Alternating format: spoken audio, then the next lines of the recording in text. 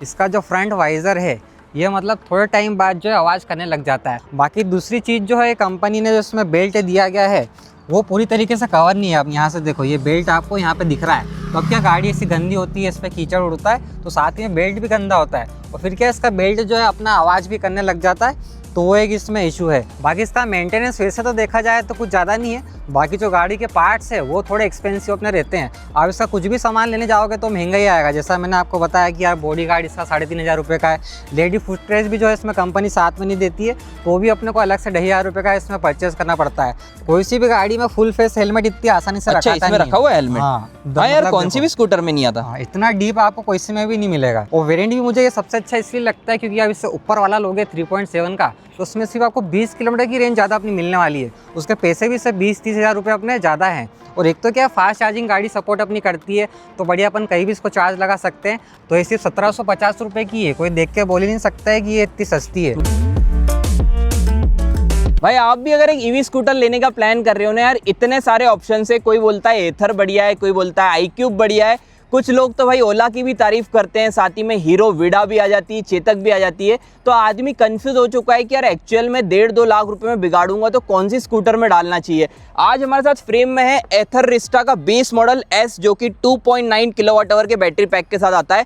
2 models इसमें मिलते हैं और भाई ये जो गाड़ी ओन करते हैं ना वो खुद एक क्रिएटर है। तो आज मैं एक्चुअल में बताने वाला हूँ कि यार भाई एथर रिस्टा को लेना वर्थ इट है कि नहीं। ओनर से पूछेंगे क्या एक्चुअल में रेंज निकाल के दे रही है। और ये जो ओनर है भाई, इनके घर में TVS iQube भी है, तो iQube के कंपैरिजन में ये गाड़ी कैसी है सबसे कंपेयर करेंगे, चलने में कैसी है, टॉप स्पीड कैसी है। ईवी स्कूटर इस साल लेने का प्लान कर रहा है ना, तो गाइस बिलीव मी, ये ओनर रिव्यू को एंड तक देख लोगे तो आपके सारे डाउट्स क्लियर हो जाएंगे। तो इंट्रो में ज्यादा टाइम वेस्ट करते नहीं है, ओनर को इंट्रोड्यूस कराता हूँ और आज के ओनर रिव्यू को स्टार्ट करते हैं। तो जय भाई हमारे साथ ज्वाइन हो चुके हैं, कैसे हो भाई? बस भाई बढ़िया, आप सुनाओ? मैं भी बढ़िया हूँ। सबसे पहले तो यार व्यूअर्स को बताना है कौन सा वेरिएंट है, कितना टाइम हो चुका है और ऑन रोड प्राइस कितनी पड़ी थी? ये अपने को 3 महीने हो गए ऑन करते हुए और ये एकदम बेसिक मॉडल है S 2.9, जिसमें मैंने प्रो पैक भी परचेस करा है। तो यूँ इसकी प्राइस 1,23 के आसपास रहती है और प्रो पैक के साथ मुझे गाड़ी पड़ी है 1,38,000 रुपये की। तो कोई एथर लेने का प्लान कर रहा है, ये प्रो पैक बेसिकली क्या होता है? प्रो पैक भाई अपन नहीं लेते हैं तो ये गाड़ी में देखो बहुत सारी चीज़ें जो अपने को मिलती नहीं है। एक तो जो वारंटी है वो आपको कम मिलेगी, स्टैंडर्ड जो है 3 साल और 30,000 किलोमीटर की मिलने वाली है। अब देखो अपन ईवी स्कूटर लेते हैं तो वारंटी तो मेरे हिसाब से मेन चीज़ है, और बिना प्रो पैक परचेस करने के साथ क्या अपन इसकी वारंटी एक्सटेंड नहीं करवा सकते हैं। अगर आपको वारंटी एक्सटेंड करवानी हो तो प्रो पैक तो आपको परचेस करना ही है। उसमें क्या आपको रेंज भी शो नहीं होती अगर आप प्रो पैक परचेस नहीं करते हो, और कुछ भी फीचर्स आपको मिलने नहीं वाले हैं। मतलब बिना उसके तो गाड़ी काम की नहीं। मतलब ये आप मेरे हिसाब से ले रहे हो तो थोड़ा इन्वेस्ट करोगे 15,000 तो सही अपना रहता है। अब देखो आप एक क्रिएटर हो, सारी ईवी गाड़ियों पे वीडियो बनाते हो, ठीक है, पर्सनली फैमिली में iQube भी है, तो एथर लेने का प्लान कैसे बना? वीडियो पे ज़्यादा रिस्पांस आ रहा था कि एक्चुअल में गाड़ी बढ़िया है? क्या स्टोरी रही है ईवी स्कूटर लेने के लिए? बिकॉज हीरो विडा भी चला रखी है, चेतक भी, E-एक्सिस भी है, साथ ही में ढेर सारे ऑप्शंस थे, ओला भी थी, ये गाड़ी क्यों ली? देखो अगर कोई भी अपना ईवी स्कूटर लेने का सोच रहा है तो मेरे हिसाब से तो मुझे 3 स्कूटर सबसे बेस्ट लगते हैं। तो TVS iQube, हीरो की विडा और एथर रिस्टा।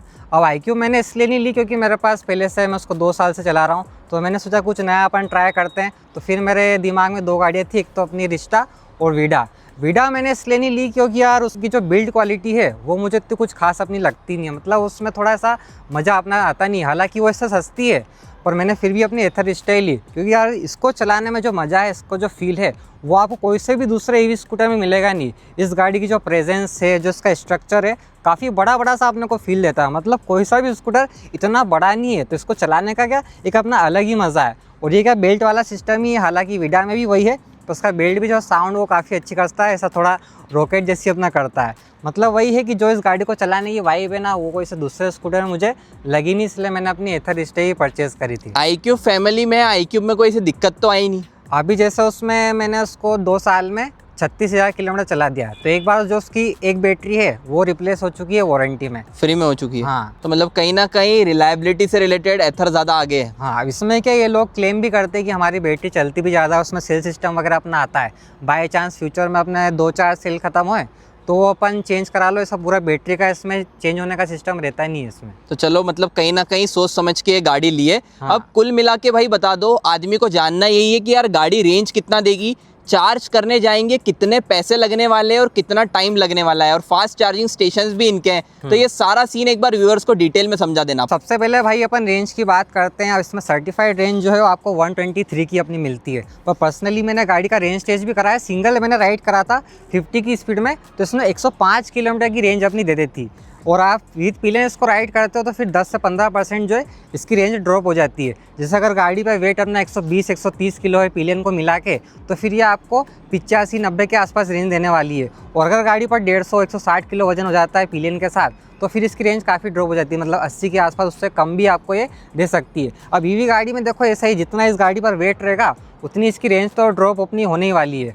और वेरिएंट भी मुझे ये सबसे अच्छा इसलिए लगता है क्योंकि अब इससे ऊपर वाला लोगे 3.7 का, तो उसमें सिर्फ आपको 20 किलोमीटर की रेंज ज़्यादा अपनी मिलने वाली है। उसके पैसे भी इससे 20-30 हज़ार रुपये अपने ज़्यादा हैं। और एक तो क्या फास्ट चार्जिंग गाड़ी सपोर्ट अपनी करती है, तो बढ़िया अपन कहीं भी इसको चार्ज लगा सकते हैं। अब हमारी सिटी उज्जैन में देखो 3 इसके चार्जर है, और इंदौर में तो 20-20, 30-30 इसके फास्ट चार्जिंग स्टेशन है। तो भाई बढ़िया है। अब जैसे मैं उज्जैन से इंदौर जाता हूँ तो बढ़िया भगा के भी चले जाता हूँ, वहाँ पे 10-15 मिनट चार्ज लगाता हूँ और वापस मेरे घर पे आ जाता हूँ। इसलिए मुझे फिर यही वेरिएंट अपना सही लगा, क्योंकि यार अगर मुझे 100 किलोमीटर से दूर भी अगर कहीं जाना है तो वहाँ तक मैं पहुँच सकता हूँ, इस गाड़ी को चार्ज लगा के वापस आ सकता हूँ। तो इसलिए मुझे ये वेरिएंट अपना काफ़ी अच्छा लगा था। एक चीज़ मुझे आज अच्छी लगी, भाई शूट करने के लिए देवास आए तब गाड़ी की रेंज थी 50 किलोमीटर्स, ठीक है। भाई ने बोला चार्जिंग स्टेशन चलते हैं, मैंने बोला चलो ठीक है गाड़ी छोड़ के आ जाते हैं, बट भाई ने बोला भाई सिर्फ 10 मिनट लगेंगे। और ये बताना 50% से 80% गाड़ी कितनी देर में हो गई? 10 मिनट में हो गई, 10-15 मिनट में। फास्ट चार्जर का ये फायदा है, सिंपली हमने यहाँ पर पोर्ट लगा लिया, एक बार व्यूअर्स को दिखाना, यहाँ पर पोर्ट लगा लिया और भाई 10 से 15 मिनट में गाड़ी 80% हो गई। तो ये एक बहुत बड़ा एडवांटेज इस गाड़ी का रहने वाला है। बाकी जो गाड़ी के साथ चार्जर आता है वो कितना टाइम लेता है? ये देखो 375 वोल्ट का ही चार्जर आता है अगर आप 2.9 वाली लेते हो तो इसमें क्या है, फिर गाड़ी 0 to 100 होने में 8-8.5 घंटे लगा देती है। तो उससे क्या, मुझे फिर रात में लगा देता हूँ मैं, और सुबह तक फुल चार्ज हो जाती है। बढ़िया ऑटो कट का सिस्टम तो इसमें है ही सही। बाकी एसेसरीज क्या लगाई है ये भी व्यूअर्स को भाई बताना। मैंने अलग से लगाई है इसमें आफ्टर मार्केट, तो ये सिर्फ 1750 रुपये की है। कोई देख के बोल ही नहीं सकता है कि ये इतनी सस्ती है। मतलब गाड़ी को अब गिरने भी दोगे तो कुछ नहीं होने वाला। हाँ, फुल इसमें स्लाइडर वगैरह सारे प्रोटेक्शन आपको इसमें दिया गया है। यूँ आप कंपनी वाली लेते हो ना तो 3500 रुपये की आती है, तो वो मुझे इतनी कुछ वर्थ लगती भी नहीं है। इसलिए जो भी ये रिश्ता लेते हैं वो बाहर से ज़्यादातर अपनी लगवाते हैं। तो भाई मेरे को एक चीज़ बताना, कोई पेट्रोल स्कूटर ले रहा है ना, तो मतलब इसमें सेविंग कितनी हो जाती है, कितने वॉट लगता है अगर आपको 100 किलोमीटर भी चलाना है? और वैसे तो मेरे यहाँ सोलर लगा है तो इतना मैंने कुछ देखा नहीं है। बाकी हाँ, इसका जो ऐप आता है उसमें दिखाता है। अभी जैसे मैंने गाड़ी 4000 किलोमीटर के आसपास चला दी है तो 5-1 हज़ार रुपये मेरे सेव हो गए। वो खुद ही कैलकुलेट करके अपने को सारा बता देता है। 5000 रुपये का पेट्रोल बचा है। वही तो। बाकी यहाँ पर रियर लुक देखो यार, मुझे रिस्टा के थोड़े अटपटे लगते हैं। मतलब यहाँ से आप देखोगे ना गाड़ी बहुत ज़्यादा ब्रॉड लगती है। तो रियर प्रोफाइल के बारे में क्या कहना है? हाँ, ये थोड़ी सी ऊपर से जाके ऐसी नीचे इसमें आ जाती है। आगे से जितनी गाड़ी ब्रॉड लगती है उतनी पीछे से नहीं लगती है, वो एक चीज़ है इसमें। एक बार स्टोरेज भी दिखा देना व्यूअर्स को। स्टोरेज से रिलेटेड यार बहुत सही चीज़ है। मतलब मेरे कोई सी भी गाड़ी में फुल फेस हेलमेट इतनी आसानी से अच्छा इसमें रखा हुआ है हेलमेट? हाँ यार, कौन सी भी स्कूटर में नहीं आता। इतना डीप आपको कोई सी में भी नहीं मिलेगा। तो अच्छे तरीके से हेलमेट यहाँ पर आ गया है। हाँ। बाकी सर्विस की बात करते हैं भाई, इसमें सर्विस का कैसा सीन है? और एथर मैंने सुना है कि इश्यूज रिसॉल्व भी कर देती इजीली। मतलब देखो इसमें तो ऐसा है कि कुछ भी गाड़ी में इशू आ जाए तो अपने से पहले जो है कंपनी वालों को पता चल जाता है। और इसकी जो सर्विस है वो हर 5000 किलोमीटर पे होती है और 701 रुपये इसका सर्विस चार्ज। तो अभी तो मेरी गाड़ी 5000 नहीं चली है, तो मैंने अभी तक इसकी सर्विस करवाई नहीं है। बाकी इसका मेंटेनेंस वैसे तो देखा जाए तो कुछ ज़्यादा नहीं है। बाकी जो गाड़ी के पार्ट्स है वो थोड़े एक्सपेंसिव अपने रहते हैं। आप इसका कुछ भी सामान लेने जाओगे तो महंगा ही आएगा। जैसा मैंने आपको बताया कि यार बॉडी गार्ड इसका 3500 रुपये का है। लेडी फुट रेस्ट भी जो है इसमें कंपनी साथ में नहीं देती है, तो भी अपने को अलग से 2500 रुपये का इसमें परचेस करना पड़ता है। साथ ही में जो इसमें बैक रेस्ट आता है वही 1500 रुपये का आता है। तो इसकी जो चीज़ें हैं वो अपनी महंगी है। बाकी मेंटेनेंस जो सर्विस में देखा जाए तो इतना कुछ ज़्यादा नहीं है। बाकी भाई फीचर भी बेस मॉडल से सारे मिल रहे हैं। चीज यहाँ पर इंसर्ट करो भाई, टच तो नहीं है ना वैसे? टच नहीं है, जॉयस्टिक से कंट्रोल होता है यहाँ पर। और बड़ा सा डिस्प्ले यहाँ पर मिल जाता है। बिल्ड क्वालिटी की बात करें तो मतलब बढ़िया बिल्ड क्वालिटी यहाँ पर मिलने वाली है। बाकी देखो हर गाड़ी के प्रोज एंड कॉन्स है, ठीक है। अब ये तुम्हारा चैनल है, इतना कंटेंट बनाते हो तो भाई हर गाड़ी के नेगेटिव भी बताते हो भर भर के। एथर रिस्टा कोई ले रहा है तो किन चीज़ों का ध्यान रखना है, क्या कमियाँ लगने वाली है? हाँ, ये तो भाई बिल्कुल सही बात है। और जैसे कोई भी अगर रिश्ता लेगा तो उसको ये इशू तो फेस करना ही पड़ेगा, उसका आप कुछ भी नहीं कर सकते। इसका जो फ्रंट वाइज़र है ये मतलब थोड़े टाइम बाद जो है आवाज़ करने लग जाता है। फिर भी मैंने उसको अच्छा खासा मेंटेन करके रखा है। जब भी कोई पोर्ट होल आता है, स्पीड ब्रेकर आता है, तो मैं गाड़ी जो है बहुत धीरे कर लेता हूँ, पर ये आवाज़ करता ही है। मतलब थोड़े टाइम बाद जो है ये ऐसा हिलने लग जाता है अपना, तो वो एक दिक्कत है।